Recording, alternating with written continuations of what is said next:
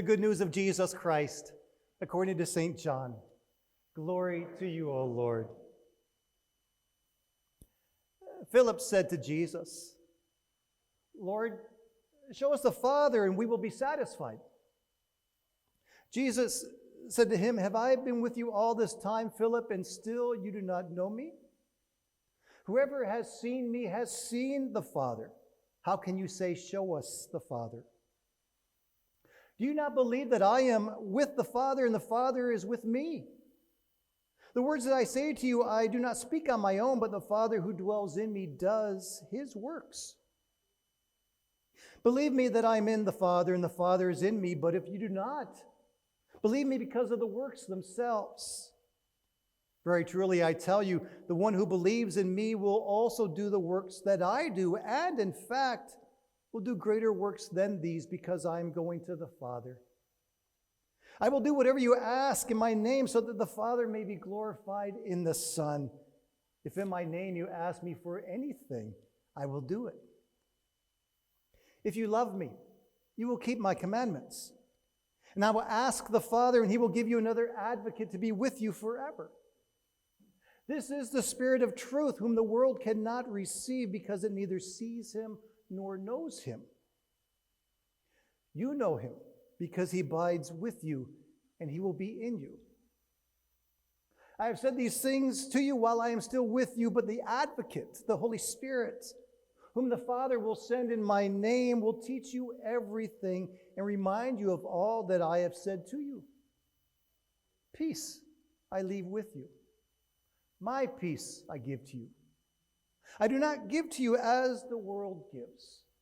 Do not let your hearts be troubled. Do not let them be afraid.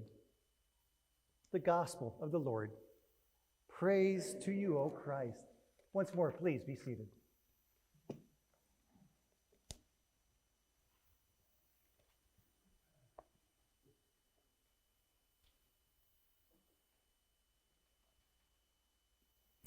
Lord, open my lips, and my mouth will proclaim your praise. Amen.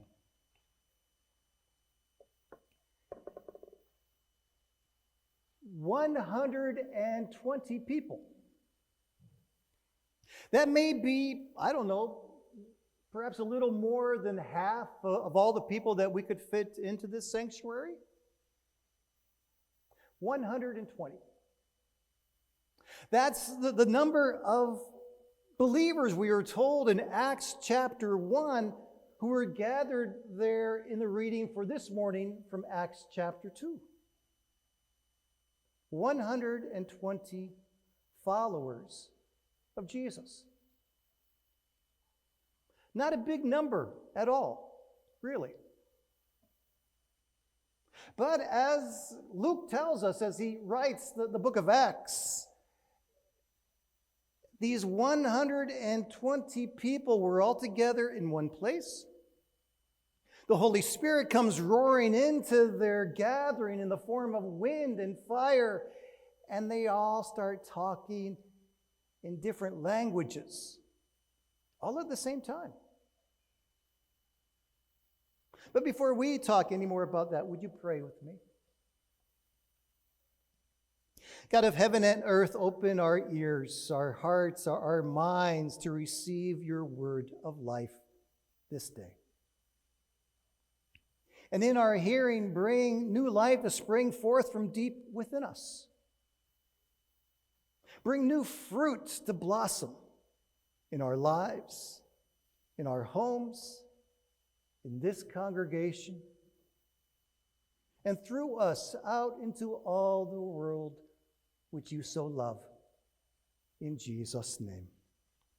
Amen. Did you hear how the Apostle Luke describes the coming of the Spirit of Jesus upon those 120? Mary did a great job of reading the lesson. Let me just echo one small portion again for you, verse 2. Luke writes, "And suddenly from heaven there came a sound like the rush of a violent wind, and it filled the entire house where they were sitting. Divided tongues as of fire appeared among them, and a tongue rested on each of them. All of them were filled with the Holy Spirit and began to speak in other languages as the Spirit gave them ability. I hope that you can picture this happening. I hope that you're able to imagine what's happening in that moment as God is doing something amazing and something new, something that Jesus had promised. 120 followers of Jesus who now have the Holy Spirit within them, upon them, among them, together. Again, not a very large group at all when you think about it. Maybe half of what could fill this sanctuary. But here's the thing. Even though they were a relatively small bunch, many, many more people took notice. Luke says that many, many more people were watching and listening and paying attention. And listen again, what happens next. He says, now there were devout people from every nation under heaven living in Jerusalem. And at the sound, the crowd gathered and was bewildered because each one heard them speaking in the native language of each. Amazed and astonished, they asked, are not all these who are speaking Galileans? And how is it then that they're able to understand them, each of us, in our own native language? That's fascinating. But can I remind all of you of something you already know? Can I remind you that the language we speak, the words that we choose to use are crucial because people are always listening. The language we speak, the words we use are heard and noticed. Not only by church people, but also by non-church people. By those who are on the other side of those doors. And what do you suppose, here's my question this week, what do you suppose those who are on the other side of those doors, what do you wonder they often hear and see in those of us who are on this side? In our lives, in our words, in our choices, in our actions. What do you suppose usually captures their attention? And you know, if our words, if our choices, if our actions are more often that of judgment, of rebuke, of condemnation, if our lives exhibit self-righteousness, dare I say hypocrisy, those are the things that will be remembered much longer than any words or statements regarding grace and welcome and inclusivity. All of those words won't be heard, let alone believed. You see, the language we use, whatever actions follow, they make all the difference in the world one way or another. If you ever have opportunity to sit down and to share gentle conversations with people, especially younger people, who tend to remain on the other side of those doors. If you are able to have the opportunity to offer them both the freedom and the space to be completely open with you, often or not, these are the things they will tell you. They will say, please don't tell me what I should do or shouldn't be doing. There are already more than enough voices telling me those things. Tell me instead. Tell me first about what God is not only doing for you, but perhaps more importantly, what God is doing through you. Demonstrate for me how Jesus has not only reshaped your life, but who is continually in that reshaping process of your living. In fact, share with me how you connect to God. Tell me about the practices you keep, the prayers you lift up, and why.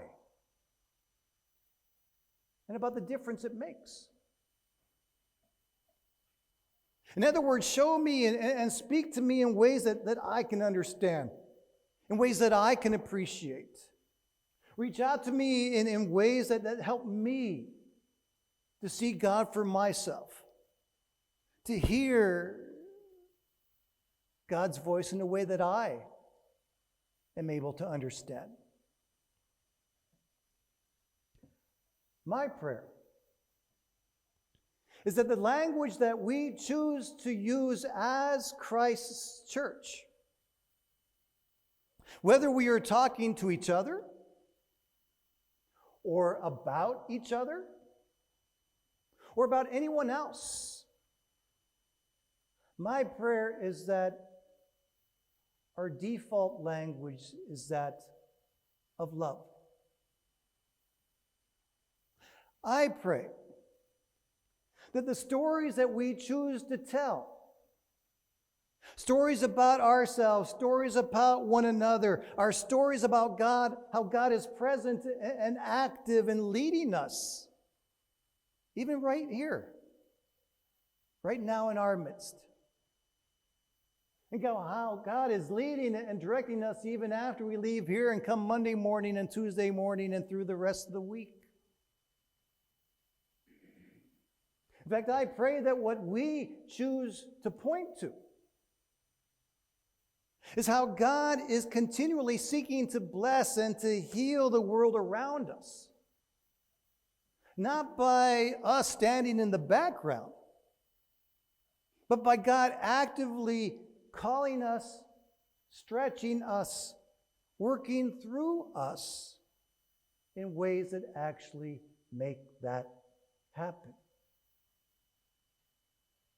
My prayer is that the very lives that everyone else actually sees when they look at you and me are lives that have real depth and genuineness and authenticity. You remember, one of the most amazing things about that first Pentecost was the miracle of all the different voices, all speaking different languages. And yet, as different as they all were, they all carried that one same powerful message. Didn't they? No matter what language was being spoken, every one of those folks were telling the story of Jesus. The story of his life that he lived not for his own sake. The story of the death he died for the sake of many. The story of the power of his resurrection, which continues to change and shape and empower your and my living even now. Because the ongoing work of God even from page 1 in the Bible. It's the story of God always at work, bringing life to death, causing light to shine even in the midst of darkness.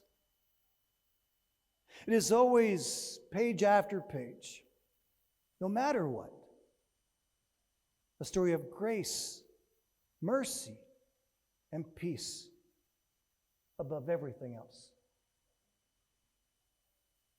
These are the things of God which you and I will choose to be about. These are the things that you and I will choose in our own speaking and in our own doing. As the words we offer, as the actions we live out, echo that of this miraculous day of Pentecost, as it continued to be embodied and lived out through you and me. In Jesus' name, amen.